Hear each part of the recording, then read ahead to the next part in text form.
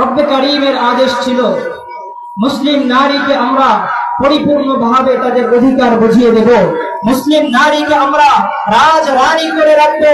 চাক রানী থেকে যেমন নবী করিম সাল্লাল্লাহু আলাইহি ওয়াসাল্লাম বের করে এনেছিলেন, রাজরানী করে তাদেরকে দেখিয়ে দিয়েছেন, ঠিক তেমনি ভাবে কিয়ামত পর্যন্ত তাদেরকে রাজরানীর মর্যাদা দিয়ে আমার আপনার ঘরে তাদেরকে বসবাস করার সুযোগ করে দিতে হবে।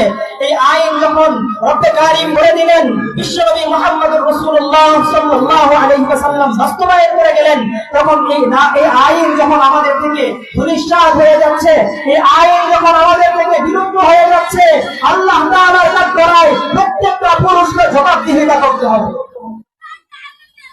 তাই বলবো, আজকে নারী মুক্তি ও প্রগতিবাদের নামে যারা রাস্তায় নেমেছে, নারী মুক্তি ও প্রগতিবাদের নামে যারা কোরআনের বিরুদ্ধে পরিচালিত হচ্ছে, নারী নেতৃত্ব নারী মুক্তি ও প্রগতিবাদের নামে যারা রাস্তায় নেমেছে, তাদেরকে প্রলোভন দিয়ে তাদেরকে ক্ষতিগ্রস্ত করার চেষ্টা করছে, তাদের বিরুদ্ধে আমাদেরকে কঠোর হস্তে প্রতিবাদ করতে হবে।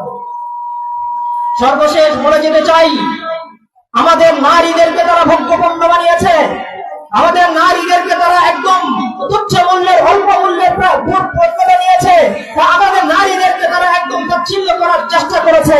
এই সুযোগ আমরা মুসলমান বেঁচে থাকতে, আমরা মুসলমান ওলামায়ে কেরাম বেঁচে থাকতে এই সুযোগ ইউরোপ আমেরিকার এই কালচার গুলো বাংলার জমিনে প্রমোট করার সুযোগ দেওয়া হবে না ইনশাআল্লাহ।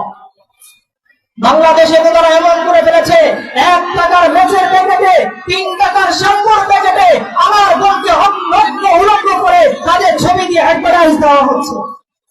এই সুযোগ তারা কোথা থেকে পেয়েছে? ইউরোপ আমেরিকাকে দেখে শিখেছে। ইউরোপ আমেরিকা তাদেরকে lakh lakh million million dollar নিয়োগ করেছে, তাদেরকে বিনিয়োগ করেছে, তাদেরকে দিয়েছে একটাই শিক্ষা, তোমরা নারীদেরকে ঘর থেকে বের করো। একজন নারীর জবানের আওয়াজ, একজন নারীর কণ্ঠের আওয়াজ যত দূর পর্যন্ত যাবে, ওই সংসারের ওই পরিবারের যেই নারীর আওয়াজ যত দূর গেল, ওই পরিবারের প্রত্যেকটা মানুষ কত দূর পর্যন্ত অভাবগ্রস্ত হয়ে পরিচালিত হতে হবে।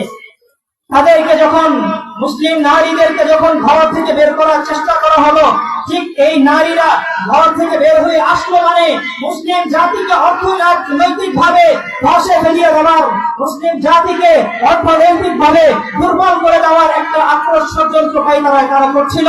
এই পাইলারের মাধ্যমে মুসলিম জাতির উপরে এই প্রপোজাল ফেলে যখন তারা সফল হয়ে গেল, কামিয়াব হয়ে গেল, তখন নারীদেরকে তারা সমকামিতার নামে, নারীদেরকে তারা সমান অধিকারের নামে ঘর থেকে আবার নতুন করে বের করার চেষ্টা করবে।